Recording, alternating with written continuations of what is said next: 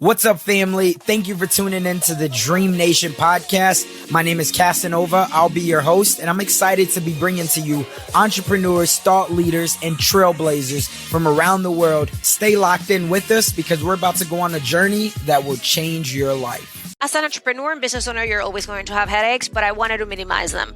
And so I said, this is not really the amount of pleasure this is giving me is relative to the amount of headaches. So you've got to go, right? So I cut that off, but it takes time. When you open a business, you're going to make mistakes. You're going to take turns. You're going to adjust to current conditions. You're going to pivot and shift. And one of the things that I did from the get-go that was the most brilliant thing I did is that nobody in the space was blogging or using Twitter or Facebook, which were the only social media networks available at that time. And the people who did the job as an art advisor or consultant were very, very button up, and they were very transactional. And it was also like, okay, so they had these clients, but they really didn't curate the collections inside of their houses, or they didn't really want to expand to teach others their knowledge and democratize the art world and, bring the imagery out or create, a forum, a community. So nobody was doing that. Nobody. I was the first person to do this type of thing. I was the first one to blog about artists. I would go to the artist studio and blog.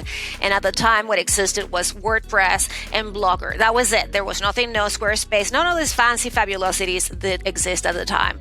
So I was the first person to do that. And when I started getting the feedback from the gallery owners and the artists themselves, who were big artists, right? And so it was like Micheline Thomas and, Kenny Scharf and things like that. People who have had, extraordinary careers in the arts.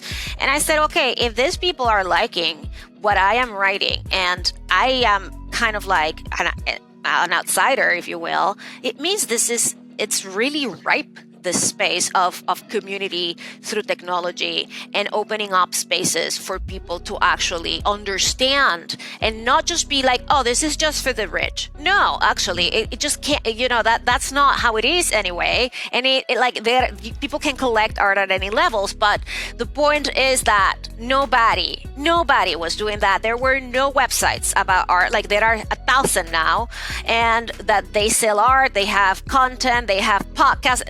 None of that existed. Zero.